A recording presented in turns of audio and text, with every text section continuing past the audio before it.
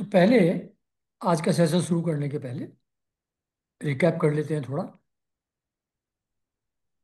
तो रघुगण जी को डाउट हुआ जड़ भरत जी की बात सुन करके। पर्टिकुलरली दो बातें उन्होंने कही। एक थी कि जो व्यवहारिक चीजें हैं, जैसे अगर बोझ उठा करके चलेंगे, अगर रास्ते में पैदल लंबे डिस्टेंस तक चलेंगे तो थकान होगी। तो इसको मिथ्या कैसे कह सकते हैं? श्रम का अनुभव तो वास्तव में होता है, इन रियलिटी होता है, प्रत्यक्ष है, डायरेक्ट एक्सपीरियंस की चीज है। और दूसरी बात उन्होंने कही कि शास्त्रों का कथन है कि धर्म का धर्म के अनुसार आचरण करने से आदमी का अंतःकरण शुद्ध होता है, और अपने धर्म का, स्वधर्म का पालन करना, वो भगवान की ही आराधना है। उस हिसाब से देखा जाए तो मैं राजा हूं, और मुझे राजा की प्रजा का पालन पोषण और शासन करने करना मेरी ड्यूटी है, मेरा कर्तव्य है। और उसमें जो लोग अपने रास्ते पे ठीक से नहीं चल रहे हैं, कंडक्ट की जिनका प्रॉपर नहीं है, उनको दंड देना भी मेरा काम है। वो दंड भी मेरी ड्यूटी का पार्ट है, वो हरि की पूजा है। तो आप ये कैसे कह रहे हैं कि ये दंड देना जो है पीसे हुए को पीसने के समान है, ये व्यर्थ है, यूजलेस है? ऐसा आप क्यों कह रहे हैं? तो इस बातों में मुझको संदेह है, तो मेरे डाउट्स क्लियर करिए। ऐसा रघुगण जी जड़ भरत जी से अपना मंतव्य प्रकट करते हैं।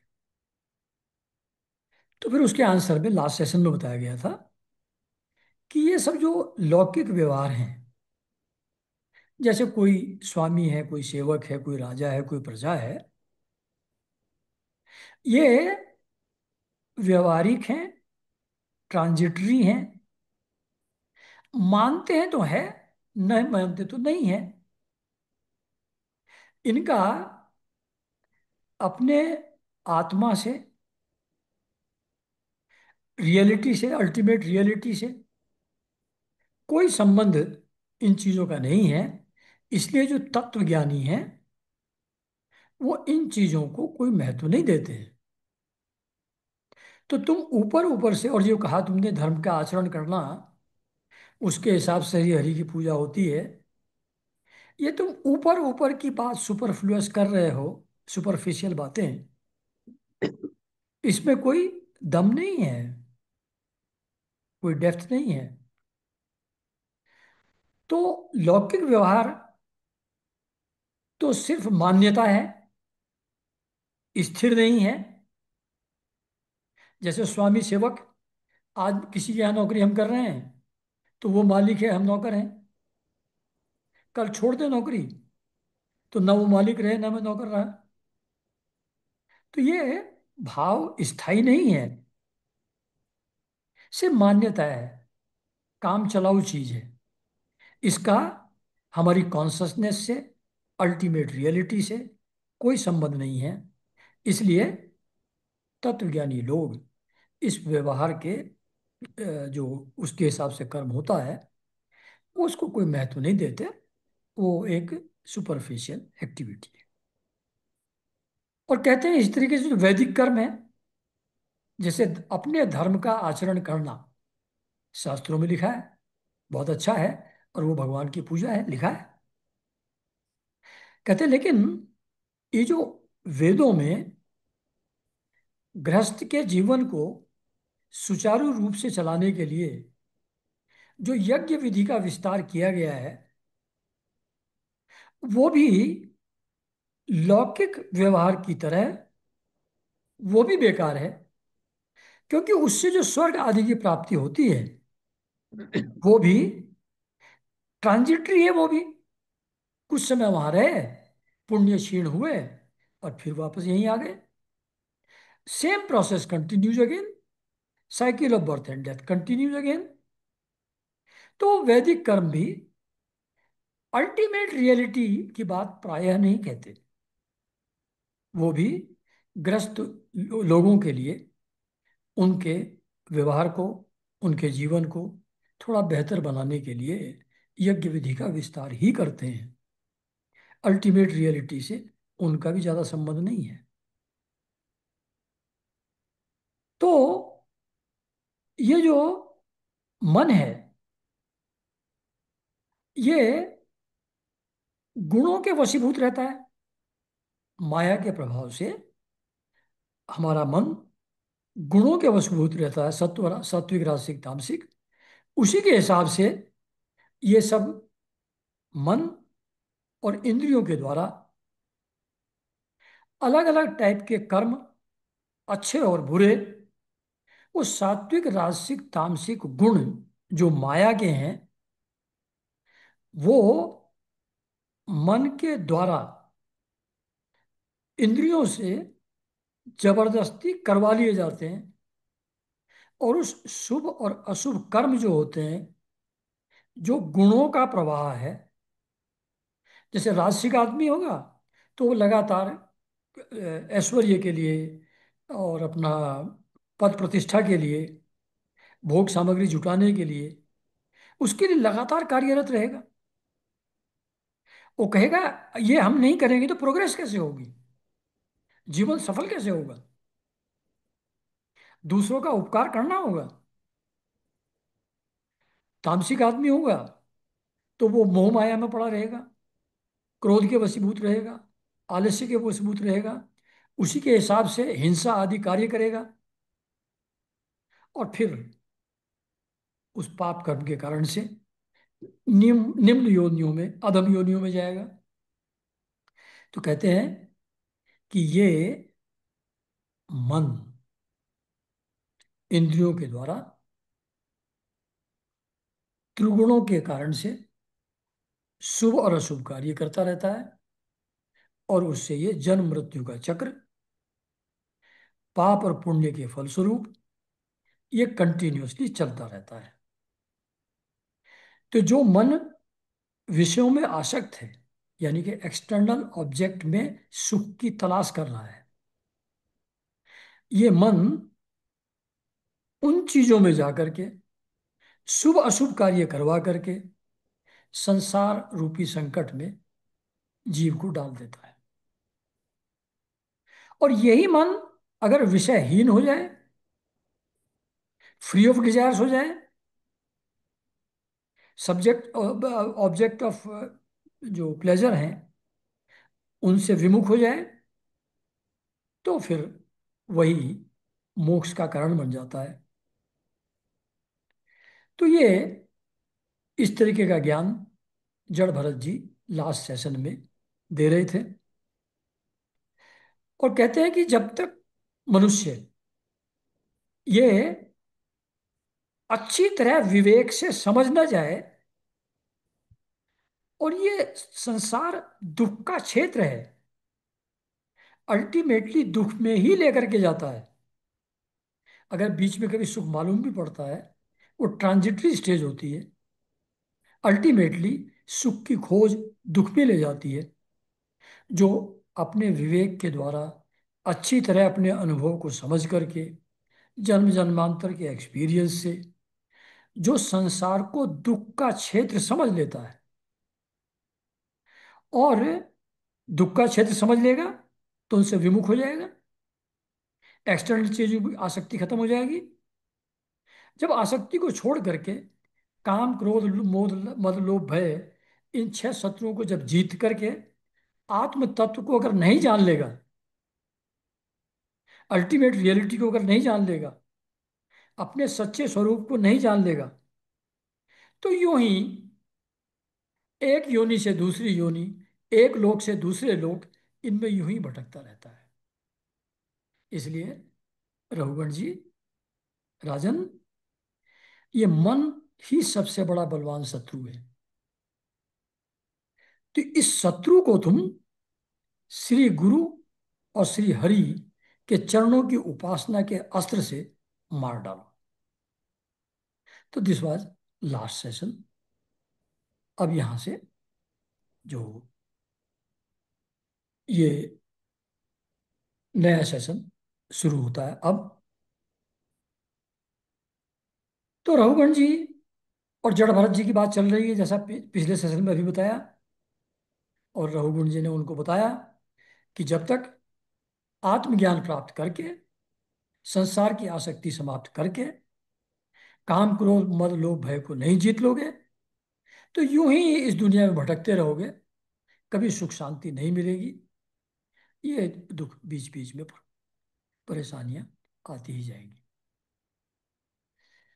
तो जगत भज्जी आगे कहते हैं कि देखो,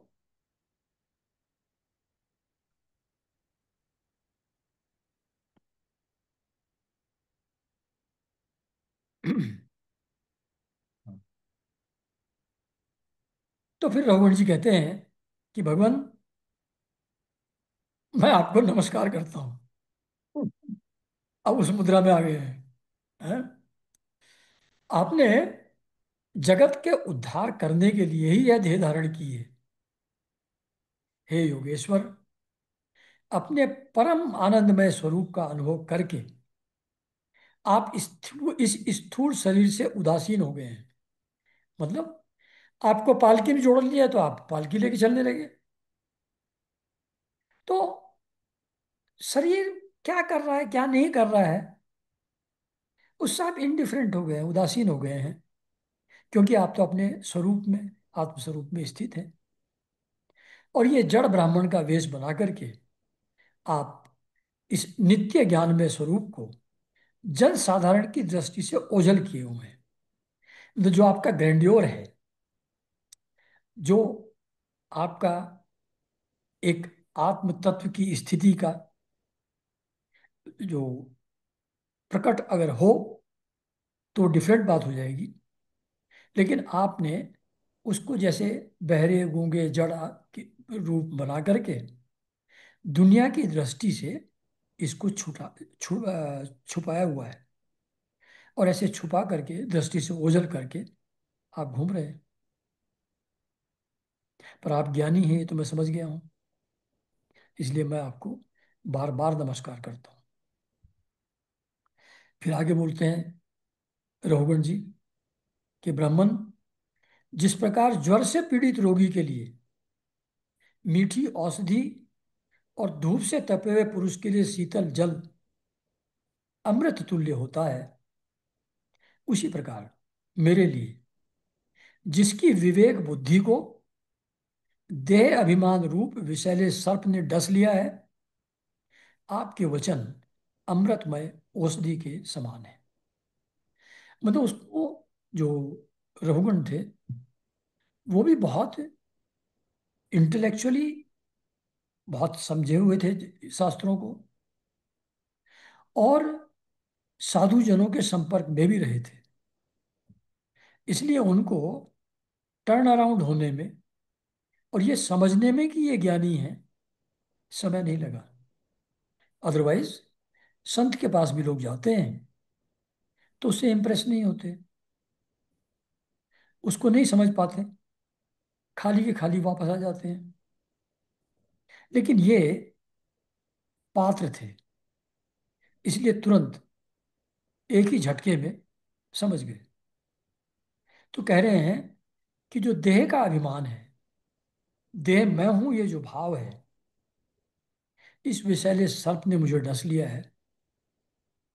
अब आपके ये जो अमृतमय वचन है, जो आपने अभी कहे, जो पिछले चैप्टर की बात हो रही थी, वो मेरे लिए औषधि के समान है। तो मेरे जो डाउट हैं वो तो मैं आपसे बाद में क्लियर करवाऊंगा। पर उसके पहले, डाउट क्लियर कराने के पहले, ये जो आपने उपदेश लिया, उस उपदेश को जरा सरल करके समझा दीजिए। उसको समझने की मेरे अंदर बड़ी उत्कंठा है। मैं समझना चाहता हूं। मुझको क्लियरली समझ में नहीं आया है। तो सरल करके जरा समझा दीजिए वही बात जो आपने अभी अभी मुझसे कही थी।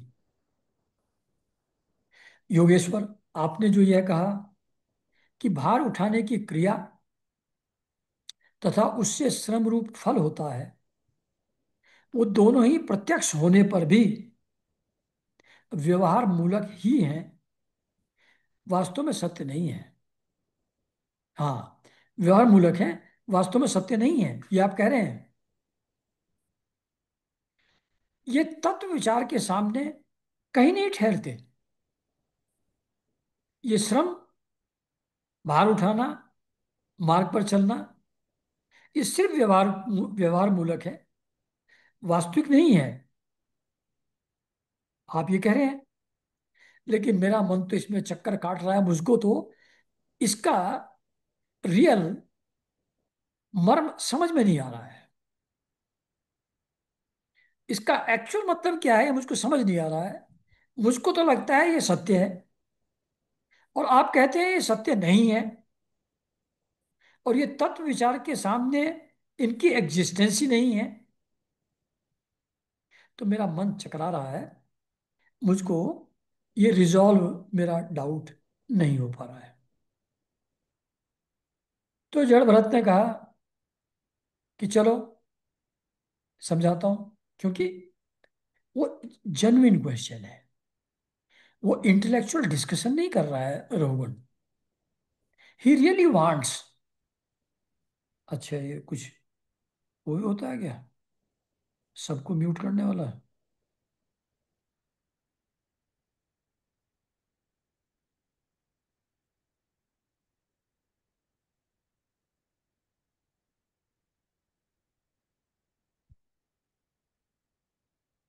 चलो, मुझको समझ नहीं आ रहा, आप लोग अपने आप कर लीजिए जो म्यूट कर सकते हैं, है ना। अच्छा। तो कहते हैं कि पृथ्वी पर थे, जड़भरत जी कह रहे हैं, यह देह पृथ्वी का विकार है। मतलब ये जो शरीर बन है, ये पंच महातत्व से बना हुआ है। पृथ्वी के डिफरेंट एलिमेंट से ये बॉडी बनी है। जो हम खाते पीते हैं वो भी पृथ्वी का ही रूप है। पृथ्वी का ही विकार, यानी कि एक विशेष आकार पृथ्वी ने ही ले लिया है, ह्यूमन फॉर्म में, ह्यूमन बॉडी की फॉर्म में। तो इसमें और पत्थर में फर्क क्या है? पत्थर भी उसी पृथ्वी से बना है, ये शरीर भी उसी पृथ्वी से बना है। जब दोनों का सोर्स एक ही है, तो दोनों में अंतर क्या हुआ? फिर जब ये शरीर चलने लगता है पृथ्वी के ऊपर, तो तब आप कहने लगते हैं ये बोझा ढोलने वाला आदमी है, भारवाही है ये। पर ये है क्या? ये शरीर क्या है? दो चरण हैं, उसके ऊपर टखने हैं, पिंडली हैं, घुटने हैं, जांग है, कमर है, वक्षस्थल है, गर्दन है, कंधे हैं। ये डिफरेंट डिफरेंट अंग हैं। कंधों के ऊपर लकड़ी की एक पालकी रखी हुई है, वो भी पृथ्वी का ही विकार है, जो पालकी है। उसमें भी सौवीर राज नाम का रोगण, एक पार्थिव विकार ही बैठा है,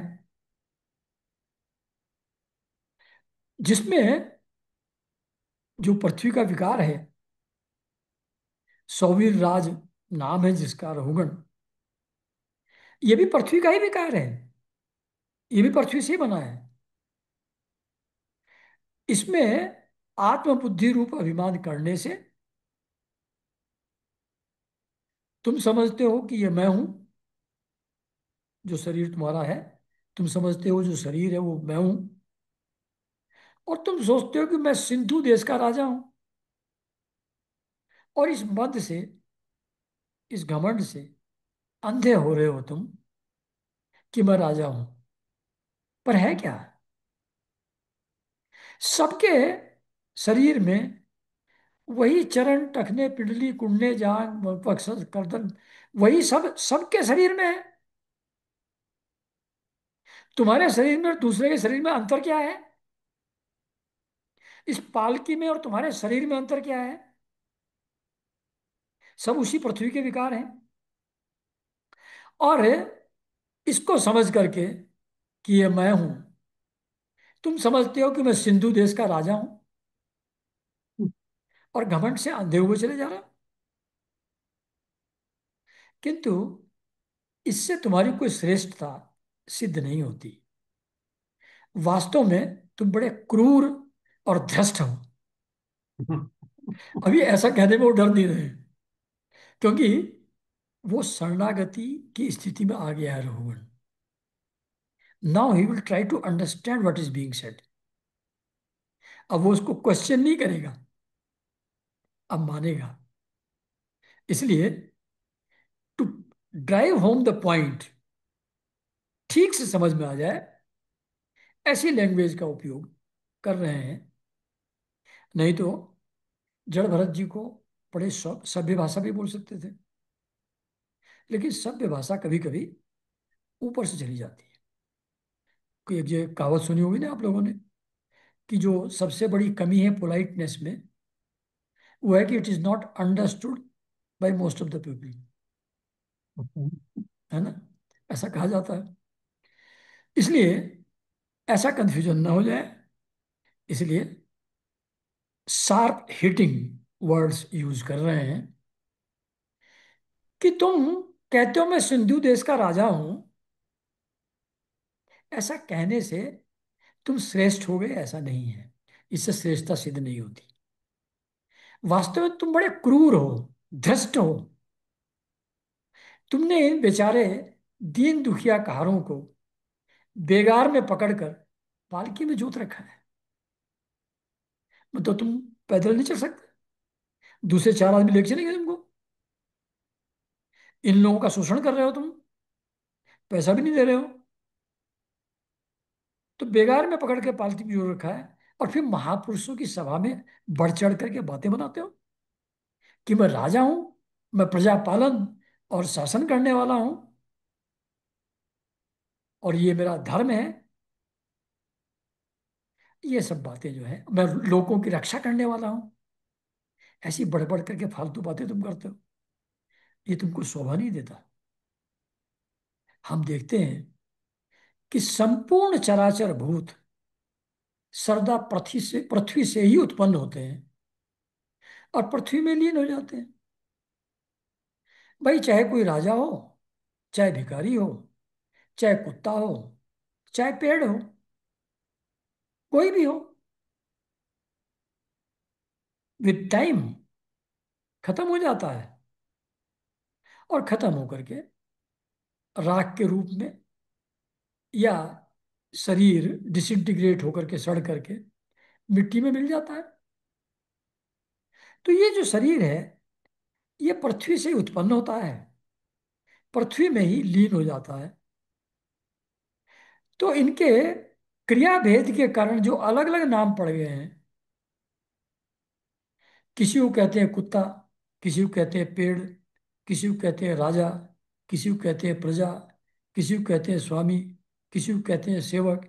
ये जो अलग अलग नाम रख लिए हैं, इसमें व्यवहार के अलावा इसका कोई आधार है क्या, कोई मूल है क्या? समझो ना इस बात को। सब एक ही तो है। इस प्रकार पृथ्वी शब्द का अ, व्यवहार भी मिथ्या ही है। अभी तक लग रहा था कि जैसे कम से कम पृथ्वी तो सत्य है, पृथ्वी के अलग अलग विकार सिर्फ नाम के कारण से अलग अलग प्रतीत हो रहे हैं, पर है तो सब कुछ पृथ्वी ही।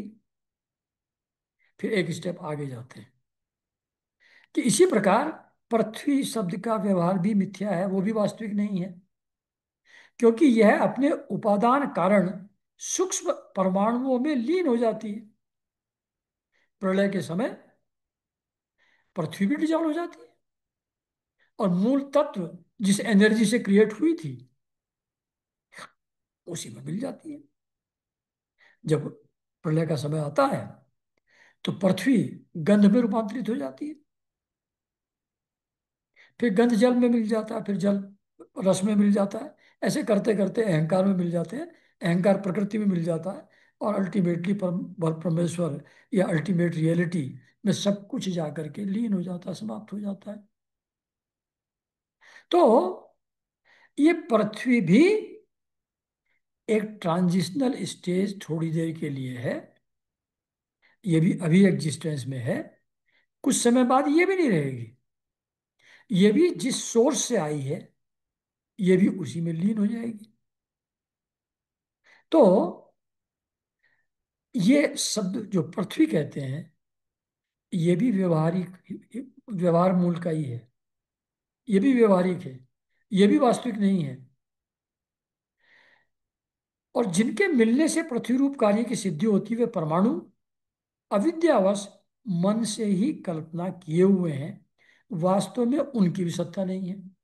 ये कह रहे हैं कि पृथ्वी तो अलग अलग परमाणुओं से मिलकर बनी है, मतलब सिलिका है, आयरन है, और जो भी उसके अलग अलग एलिमेंट पृथ्वी में पाए जाते हैं उन परमाणुओं से मिलकर बनी हुई है, पृथ्वी का असली अस्तित्व नहीं है।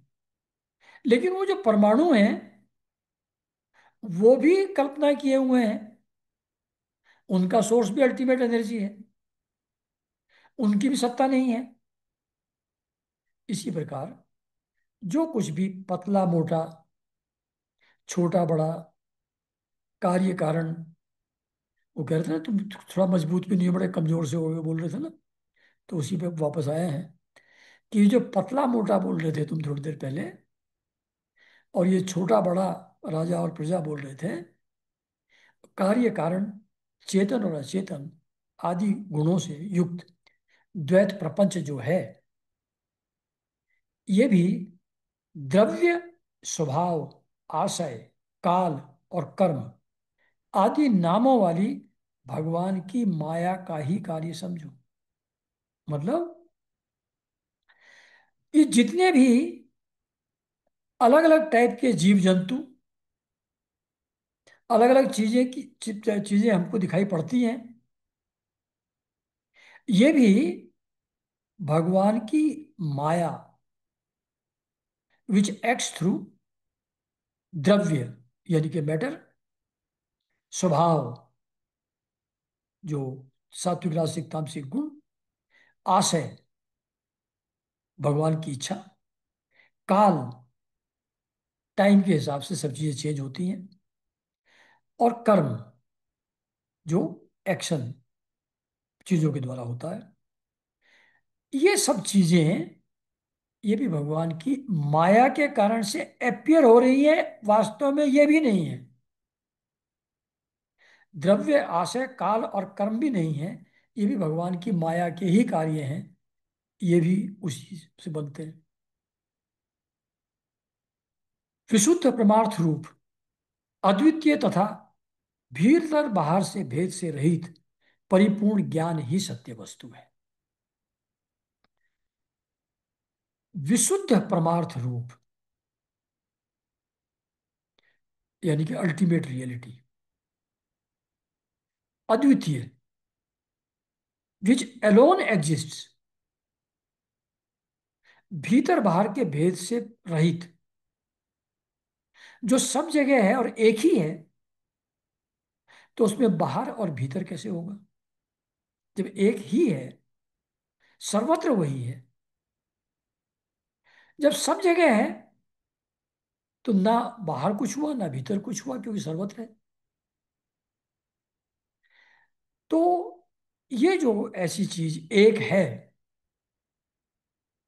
जो परमार्थ रूप है यानी कि अल्टीमेट रियलिटी है, अद्वितीय है यानी कि there is no second to it, this alone exists, और इसमें भीतर बाहर का भेद नहीं है, ऐसा जो ज्ञान है,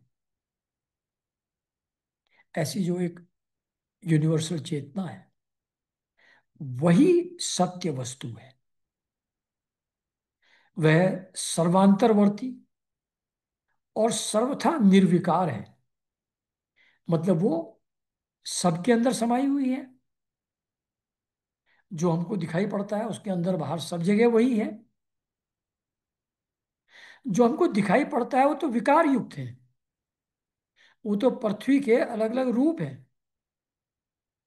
लेकिन जो उनके अंदर बाहर सब जगह एग्जिस्ट करता है वो निर्विकार है। वो एक रस है, एक जैसा है सब जगह। उस एक को ही भगवान कहते हैं। और उसे ही पंडित जन वासुदेव कहते हैं। तो भगवान कहें, वासुदेव कहें, अल्टीमेट रियलिटी कहें, परब्रह्म परमात्मा कहें, जो भी नाम दें, वो एक ही है। उस एक के ही ये अलग अलग नाम अलग अलग लोगों ने दिए हैं। पर जो निर्विकार है, जो अद्वितीय है, जो सबके अंदर बाहर एक रस है, वही भगवान या वासुदेव है। रहुगण, महापुरुषों की चरणों की धूलि से अपने को नहलाए बिना केवल तप, यज्ञ आदि वैदिक कर्म, अन्नादि के दान, अतिथि सेवा, दीन सेवा, जल अग्नि या सूर्य की उपासना आदि किसी भी साधन से यह परमात्म ज्ञान प्राप्त नहीं हो सकता। जो कह रहे थे कि जो वैदिक कर्म, धर्माचरण, वो भगवान की सेवा कह रहे थे ना रघुवंश जी। तो कह रहे हैं कि कितनी भी तपस्या कर लो, कितनी भी दीनों की सेवा कर लो, कितने ही यज्ञ आदि वैदिक कर्म कर लो,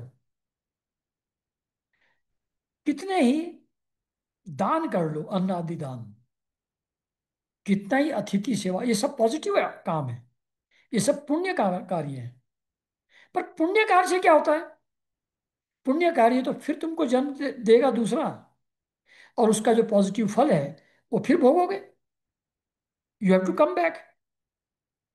तो ये जो सब अच्छे अच्छे कार्य जिनको कहा जाता है, यज्ञादि वैदिक कर्म, तपस्या, अन्नादि दान, अतिथि सेवा, दीन सेवा और गृहस्थोचित धर्म का अनुष्ठान,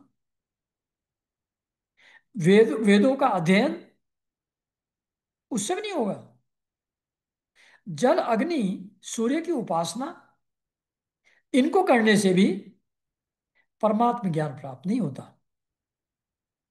तो परमात्म ज्ञान कैसे प्राप्त होता है? महापुरुषों की चरणों चरणों की धूलि में स्नान करने से होता है। मतलब जब तक कुछ भी और करेंगे हम, तपस्या करें, वैदिक कर्म करें, दान करें, धर्म का अनुष्ठान करें, वेदों का अध्ययन करें, तो कौन कर रहा है ये मैं कर रहा हूं। मैं मौजूद है। जहां मैं रहता है, जहां खुदी रहती है, वहां खुदा नहीं मिलता। ये जो मैं भाव है, अहंकार है, ये सिर्फ महापुरुषों के चरणों की धूलि के स्नान से ही समाप्त होता है। आत्मज्ञान सिर्फ महापुरुषों की चरणों की धूलि में स्नान करने से होता है। क्यों होता है, कैसे होता है, वो यहां नहीं लिखा है। मतलब जब महापुरुष के संपर्क में हम आते हैं, जब उनका झलक मिलती है एक इनफाइनाइट की उनके अंदर, उनकी उपस्थिति में मैं के खड़े रहने की औकात नहीं रहती। मैं डिजॉल्व हो जाता है, वो ना कुछ हो जाता है उनकी प्रेजेंस में। उस भव्य प्रेजेंस में अहंकार विलीन हो जाता है, डिजॉल्व हो जाता है। वो वहां खड़े होने का, वहां डींग हाँकने का, वहां कुछ क्रेडिट क्लेम करने का कोई उसको उपाय नहीं रहता। कोई स्कोप वहां इन चीजों का नहीं है। इसलिए जब महापुरुषों के चरणों में बैठता है आदमी, उनको देखता है, उनको अनुभव करता है प्रेजेंस को, तब मैं भाव सर नहीं उठा पाता, विलीन हो जाता है। और तभी जब मैं नहीं रहता, तो उससे पैदा होने वाली जितनी डिजायर्स हैं, एक्सटर्नल एक्टिविटीज हैं, वो सब अपने आप समाप्त हो जाते हैं। वो तो मैं से एसोसिएटेड है। तो तब ही परमात्म ज्ञान की प्राप्ति होती है। तभी अपने स्वरूप को व्यक्ति जान पाता है। इसका कारण यह है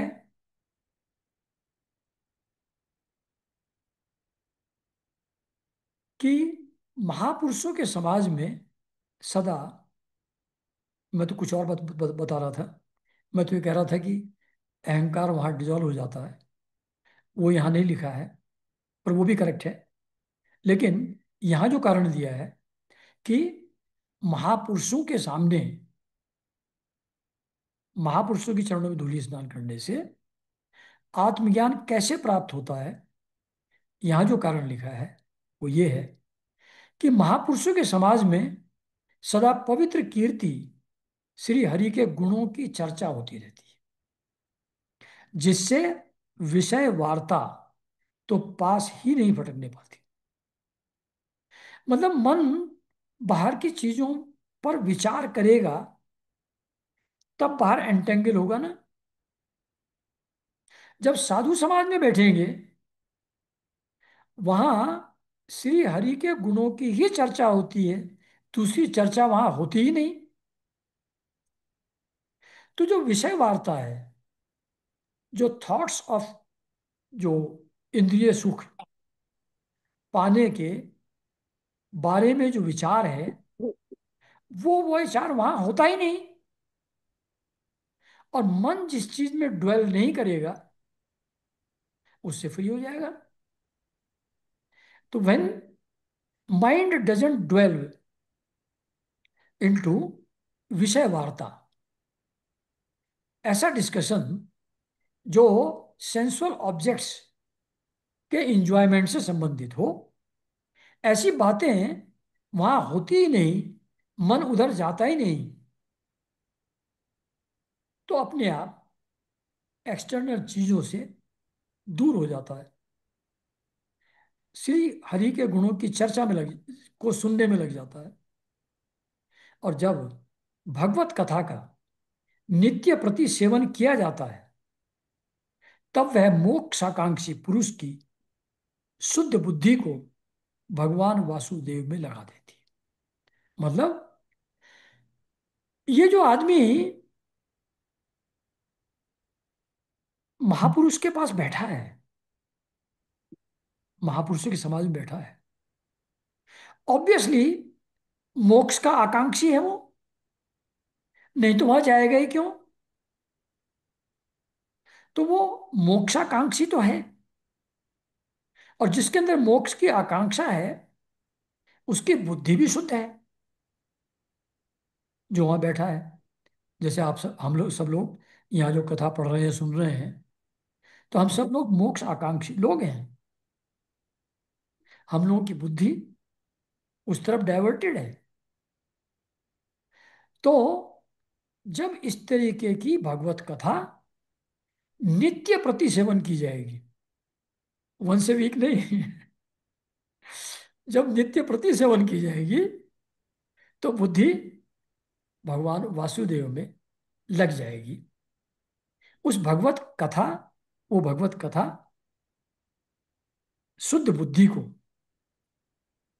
जो मोक्ष का आकांक्षा करने वाला पुरुष है, उसकी बुद्धि को भगवान वासुदेव में वो भगवत कथा लगा देती है। उस कारण से जो, जब भगवान में प्रीति उसकी हो जाती है, भक्ति हो जाती है, तो आत्मज्ञान भक्ति के द्वारा अपने आप मिल जाता है। ये यहां पर बताया है। और कहते हैं, जरा तुम और सुन लो, तुम राजा समझ रहे हो ना अपने आप को, रघुगण को। पूर्व जन्म में मैं भरत नाम का राजा था। ऐसा, और जैसे तुमको अभी दिख रहा हूं यहाँ ब्राह्मण, वैसा नहीं, राजा था। ऐहिक और पारलौकिक दोनों प्रकार के विषयों से विरक्त होकर भगवान की आराधना में ही लगा रहता था मैं। जब राजा था तब भी मैं विषयों से विरक्त था, भगवान की आराधना में लगा रहता था मैं तब भी। तो भी एक मृग की आसक्ति हो जाने से मुझे परमार्थ से भ्रष्ट होकर अगले जन्म में मृग बनना पड़ा। किंतु भगवान श्री कृष्ण की आराधना के प्रभाव से उस मृग योनि में भी मेरी पूर्व जन्म की स्मृति लुप्त नहीं हुई। पुराने जन्म का, कैसे मैंने साधना की थी, कैसे मैं राजा था, वो मुझको याद रहा। और उस कारण से, और अभी भी मुझको याद है पुराने जन्म दोनों। तो इसी कारण से अब मैं जन संसर्ग से डर कर, जैसे पिछली बार अटैचमेंट हो गया था मृग से, अब फिर से कहीं अटैचमेंट ना हो जाए, उससे डर करके मैं असंग भाव से, बिना किसी का संग किए, गुप्त रूप से ही विचरता रहता हूँ। जैसे बहुत से साधु संत हैं, वो आश्रम में आसक्ति हो जाती है उनकी, फिर उसी में झंझट पड़ जाते हैं। पर कोई खास बात नहीं है, वो भी भरत जी की तरह अगले जन्म में फिर उनको याद रहेगा, फिर वो आश्रम के चक्कर में नहीं पड़ेंगे नेक्स्ट लाइफ में जो है। तो एक इनफाइनाइट स्ट्रीम ऑफ टाइम में ये छोटे मोटे जो झटके लगते हैं, ये सिर्फ आगे के लिए सचेत कर देते हैं। ऐसी कोई बहुत बड़ी बात नहीं है। जो फिसल फिसल भी जाते हैं, ये भी हमारे धर्म में बड़ी सुविधा है कि कोई बात नहीं, अब नहीं तो अगले जन्म में सुधार लेंगे, कोई चिंता की बात नहीं है। तो कहते हैं कि मृग योनि मुझको मिल गई थी अटैचमेंट के कारण से, इसलिए अब मैं जन संसर्ग से डर करके असंग भाव से, किसी का संग मैं नहीं करता और गुप्त रूप से विचरता रहता हूं। सारांश यह है, कहने लगे अल्टीमेट टीचिंग जो मैंने तुमको दी है, उसका सारांश ये है कि विरक्त महापुरुषों के सत्संग से प्राप्त, विरक्त महापुरुषों के सत्संग से प्राप्त ज्ञान रूप खड़ग के द्वारा मनुष्य को इस लोक में ही अपने मोह बंधन को काट डालना चाहिए। जब महापुरुष के साथ संग करेंगे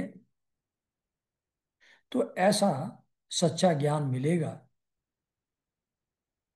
ऐसी धार, ऐसा शार्प इंटेलेक्ट हो जाएगा, जिससे ये जो मोह बंधन में हम पड़े हुए हैं,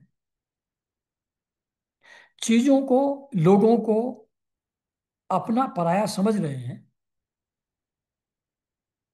उसके कारण से राग और द्वेष कर रहे हैं लोगों के साथ, उस कारण से बंधन निर्मित कर रहे हैं। इस मोह बंधन को महापुरुषों के सत्संग से प्राप्त ज्ञान रूप खड़ग के द्वारा इसी जीवन में काट डालो, और फिर हरि की लीलाओं के कथन और श्रवण से भगवत स्मृति बनी रहने के कारण वह सुगमता से ही संसार मार्ग को पार पार करके भगवान को प्राप्त कर सकता है। मतलब जब अटैचमेंट्स से दूर हो जाएगा ज्ञान के द्वारा। ज्ञान क्या? कि चीजों को हम अपनी समझते हैं, है नहीं, वो तो सब पृथ्वी के विकार हैं, सब इंडिपेंडेंटली अपना अपना रास्ता फॉलो कर रहे हैं।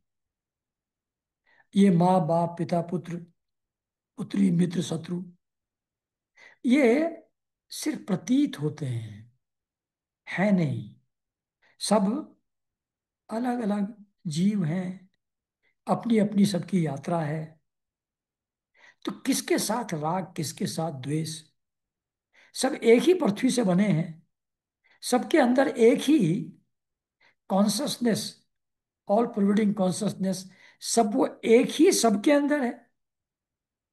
तो इंटरनली भी सब एक है कॉन्शसनेस के लेवल पर, बाहरी रूप से भी सब एक है, पृथ्वी के ही विकार हैं। तो कौन अपना कौन पराया? सब तो एक ही है। किससे राग किससे द्वेष? सब तो एक ही है।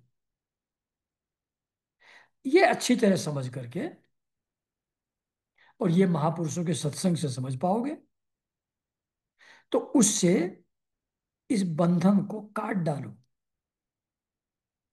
मैं और मेरे मैं और मेरे के भाव को खत्म कर दो, काट डालो। और जब ये कर लोगे, जब असंग हो जाओगे, जब मोह प्रबंधन में नहीं पड़ोगे, उसके बाद श्री हरि की लीलाओं के कथन और श्रवण से भगवत स्मृति बने रहेगी। देखो ये इंटरेस्टिंग चीज है, बड़ा इंपॉर्टेंट सेंटेंस है। फिर श्री हरि की लीलाओं के कथन और श्रवण से भगवत स्मृति बनी रहने के कारण, मतलब अगर श्री हरि की लीलाओं का कथन और श्रवण नहीं करेंगे हम, तो भगवत स्मृति लुप्त हो जाएगी, अवेयरनेस ऑफ गॉड चली जाएगी, उसकी याद छूट जाएगी। और छूट गई तो फिर बैक टू स्क्वायर वन, फिर वही आसक्ति में पड़ जाएंगे हम। इसलिए मोह बंधन काटने के बाद भी श्री हरि की लीलाओं का कथन और श्रवण करना है, नहीं तो मोह बंधन फिर वापस आ जाएंगे। जैसे साधु संतों को हो जाते हैं आश्रम पे, फिर वापस आ जाते हैं कटने के बाद भी। तो भगवत स्मृति बनाए रखने के लिए, भगवान की याद प्रतिदिन बनाए रखने के लिए श्री हरि की लीलाओं का कथन और श्रवण करना नित्य प्रति आवश्यक है। इसलिए गुरु जी कहते थे कि जब तक जीवित हो भागवत पढ़ो। अगर ये भगवत स्मृति बनी रहेगी तो सुगमता से ही संसार मार्ग पार करके भगवान को प्राप्त किया जा सकता है। भगवान की स्मृति और भगवान को पाना एक ही है। जैसे बार बार सीताराम दास बाबा कहते हैं कि नाम और भगवान एक ही हैं, नाम के रूप में मैं ही आया हूं, भगवान कहते हैं, ये मेरा अवतार है। तो भगवत स्मृति से ही संसार मार्ग पार करके व्यक्ति भगवान को प्राप्त कर सकता है। तो ये उन्होंने सरल करके समझाया, और समझाया क्या, बड़ी सिंपल सी चीज है कि सभी जो दृश्य जगत है वो पृथ्वी का ही विकार है, उसी के अलग अलग रूप हैं। और जो उसके अलग अलग नाम पड़ जाते हैं, लेकिन उसके वो पृथ्वी भी सत्य नहीं है, वो भी एक ही रियलिटी का मैनिफेस्टेशन है। उससे परमाणु बने हैं, अल्टीमेट रियलिटी से परमाणुओं का जोड़ ये पृथ्वी है। तो अल्टीमेटली वो जो एक निर्विकार तत्व है, जिसको वासुदेव या भगवान कहते हैं, वही सत्य है, बाकी सब मिथ्या है। बाकी सिर्फ नाम है, नाम और रूप है, वास्तव में है नहीं। बाकी सब व्यवहार मूलक है, रियल नहीं है। तो भगवत स्मृति जागृत रखो, श्री हरि की कथाओं का पठन और श्रवण करने से, और उसी से बाहर की चीजों से छूट करके, मोहबंधन छूट करके भगवान की प्राप्ति हम लोगों को हो सकती है। तो ये ज्ञान दिया जड़ भरत जी ने रघुगण जी को। तो यहाँ ये वाला चैप्टर समाप्त होता है। तो 5-7 मिनट और बोल सकते हैं, नेक्स्ट चैप्टर शुरू करने में कोई बुराई नहीं है। तो जड़ भरत जी फिर आगे बोलते हैं कि राजन, ये जो जीव समूह है, यानी कि ये जितने भी जीव जंतु के रूप में, मनुष्य राक्षस देवता के रूप में जितने भी जीव हैं, ये जो जीवों का समूह है, ये सुख रूप धन में आसक्त, देश देशांतर में घूम घूम कर व्यापार करने वाले व्यापारियों के दल के समान है। व्यापारी लोग घुमा करते थे अलग अलग देशों में, अपना सामान वहां बेचते थे, वहां से कुछ और लेकर के आते थे, उसको यहाँ बेचते थे। तो ये सुखरूप धन में आसक्त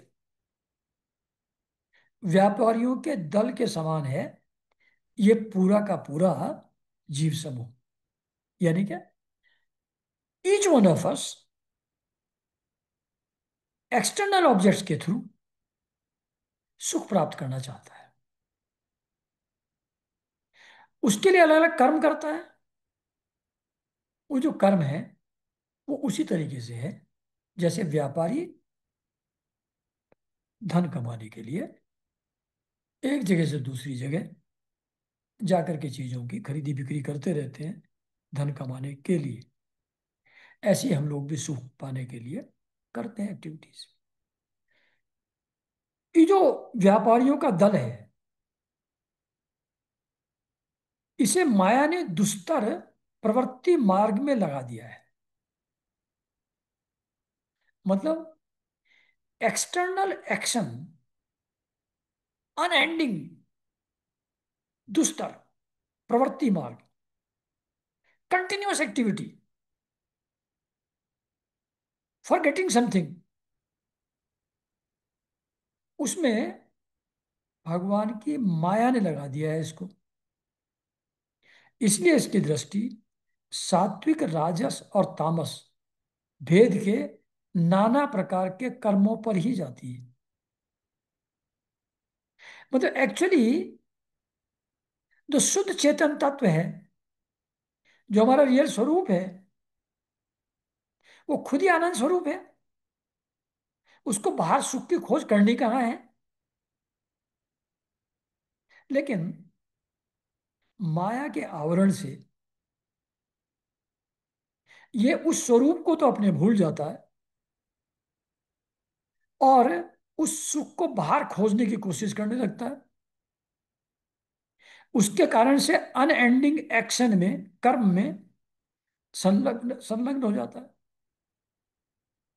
फिर ये अपने अपने स्वभाव के हिसाब से सात्विक, राजसिक, तामसिक टाइप के जो 3 प्रकार के कर्म हैं, उन पर ही इस व्यापारी दल, इस जीव समूह की दृष्टि माया के कारण से उन एक्सटर्नल एक्टिविटीज पर ही जाती है। उन कर्मों में भटकता भटकता यह संसार रूप जंगल में पहुंच जाता है। वहां से तनिक भी शांति नहीं मिलती। व्यापारियों का दल है, जा रहा है, एक शहर से दूसरे जगह शहर जाएगा, बिक्री खरीदी तो बाद में होगी। ऑन द वे जंगल है, संसार रूपी जंगल है, भटकता हुआ जंगल में पहुंच जाता है। वहां से तनिक भी शांति नहीं मिलती। महाराज, उस जंगल में 6 डाकू हैं, और जो एक वणिक समाज का नायक है, ये जो जीव है ना, इनका एक लीडर है, जब व्यापारियों का दल कहीं जाता है ना, उनमें से एक चौधरी बन जाता है, लीडर हो जाता है उनका। तो ये जो वणिक समाज का जो नायक है, ये बड़ा ही दुष्ट है। इसके नेतृत्व में जब यह वहां पहुंचता है जंगल में, तब ये लुटेरे, वो जो 6 डाकू जंगल में रहते हैं ना, जंगल में 6 डाकू हैं, तो वो, ये जो नायक है इस वणिक समाज का, ये उनको बहका करके ले जाता उस जंगल में जहां वो 6 लुटेरे हैं, और वो सारे जो धन है इनका, माल मत्ता, वो 6 डाकू लूट लेते हैं। तथा भेड़िए जिस प्रकार भेड़ों के झुंड में घुसकर उन्हें खींच ले जाते हैं, उसी प्रकार इसके साथ रहने वाले गीदड़ ही इसे असावधान देखकर इसके धन को इधर उधर खींचने लगते हैं।